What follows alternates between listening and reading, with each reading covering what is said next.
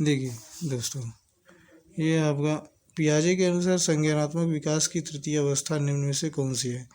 तो पूर्व सक्रिय अवस्था नहीं है, औपचारिक संक्रिय अवस्था नहीं है, संवेदनात्मक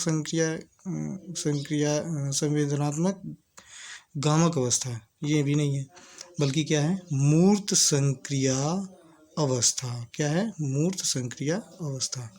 चलिए 17वां नंबर क्वेश्चन देखिए। निम्न में से अधिगम में योगदान देने वाले मनोवैज्ञानिक कारकों में कौन सा शामिल नहीं है?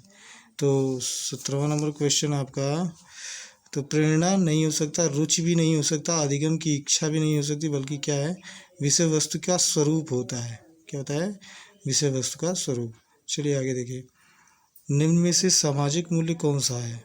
प्राथमिक लक्ष्य, मूल प्रवृत्ति, आक्रामकता की आवश्यकता नहीं, बल्कि क्या है? सहायता परक व्यवहार होना चाहिए। किसका? सामाजिक मूल्य कौन सा है? ये सहायता परक व्यवहार, यही सामाजिक मूल्य है। चलिए ठीक है। 19 वाला देखा जाए। पश्च अन्वेषण तथा साधन लक्ष्य साक्ष्य विश्लेषण निम्न में से किसके द्वारा उदाहरण है? तो एल्गोरिदम नहीं, मानसिक वृत्ति नहीं, स्वतः शोध की, ये स्वतः शोध का उदाहरण है। प्रकार्यात्मक स्थिरता भी नहीं है, स्वतः शोध का उदाहरण है, यही सत्य उत्तर है। ठीक है। अच्छा,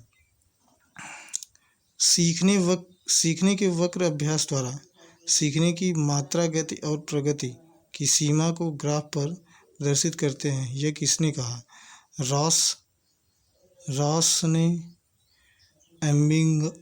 एबिंगहास ने, स्कीनर ने, एल बिग्गी ने। तो ये आपका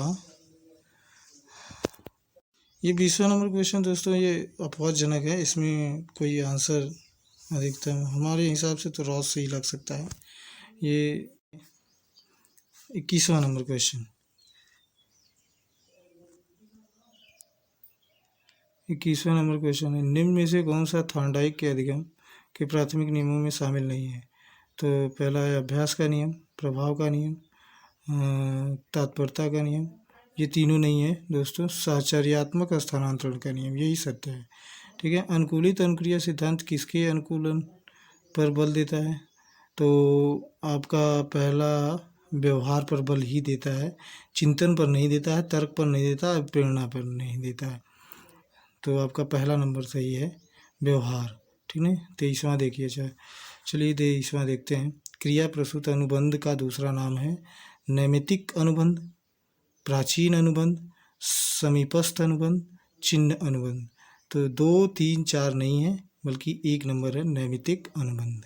चलिए 24 देखते हैं।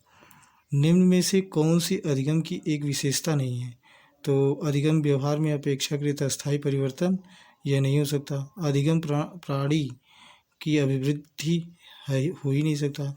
अधिगम एक लक्ष्योन्मुख प्रक्रिया, यह भी नहीं हो सकता। बल्कि तीसरा नंबर है, अधिगम का अवलोकन प्रत्यक्ष रूप से किया जा सकता है। चलिए 25 नंबर क्वेश्चन देखते हैं। कोहलर यह सिद्ध करना चाहता था कि सीखना स्वायत्त यादृच्छिक क्रिया है, संज्ञानात्मक संकार्य है, एक ऐसी स्थिति है जिसमें व्यक्ति पशु से श्रेष्ठ है। चौथा है परिस्थिति के विभिन्न अंगों का प्रत्यक्षीकरण। तो ये 1, 3, 4 नहीं है, आपका कौन सा है? संज्ञानात्मक संकार्य, नंबर 2, संज्ञानात्मक संकार्य। चलिए अच्छा 27 नंबर देखते हैं, नहीं 26 नंबर, सॉरी 26 नंबर क्वेश्चन देखते हैं। किसी भी नई भाषा को सीखने के लिए कहाँ से प्रारंभ किया जाना चाहिए? किसी भी नई भाषा को सीखने के लिए कहाँ से प्रारंभ किया जाना चाहिए? तो नंबर 1 वाक्यों के निर्माण से, नंबर 2 शब्दों के निर्माण से, चौथा है उपयुक्त में से कोई नहीं, तीसरा दिया है अक्षरों व शब्दों के मध्य साहचर्य से। यही है, किसी भी नई भाषा को सीखने के लिए प्रारंभ यहीं से अक्षरों व शब्दों के मध्य साहचर्य से ही सीखा जाता है। अच्छा चलिए 27वां नंबर क्वेश्चन देखिए दोस्तों। समावेशी कक्षा में किस प्रकार का के छात्र शामिल होते हैं। तो सामान्य और विशिष्ट यही होगा। केवल सामान्य छात्र ये नहीं हो सकता, केवल विशिष्ट छात्र ये भी नहीं हो सकता, बहुभाषी और प्रतिभाशाली छात्र ये बिल्कुल नहीं होगा। तो कौन सा होगा? सामान्य और विशिष्ट छात्र। अच्छा चलिए 28वां देखिए, अधोलिखित में गणित संबंधी अधिगम और क्षमता को कौन सा पद परिभाषित करता है? तो नंबर 1 पठन दोष, नंबर 2 गणना दोष, नंबर 3 निरस्ता संबंधी दोष, नंबर 4 उपयुक्त में से कोई नहीं।